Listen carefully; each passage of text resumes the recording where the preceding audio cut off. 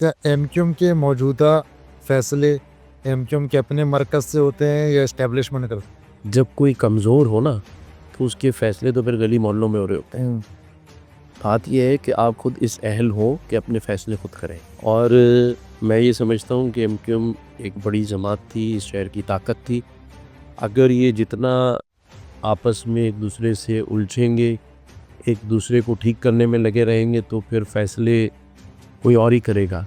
लेकिन मैं ये समझता हूँ कि जब से बैसित गवर्नर से मैंने यहाँ गवर्नर हाउस में इस अल्लाह ताला ने 12 रबी अव्वल को मुझे इस मकाम पे बिठाया, इस जगह पे बिठाया, मैंने ये देखा है कि चाहे ये आपस में कितनी भी इख्तिलाफ़ राय रखें, लेकिन फिर एक जगह बैठते हैं, आपस में एक दूसरे को कायल कर लेते हैं और फिर किसी ना किसी बात पे मुत्तफ़िक हो जाते हैं।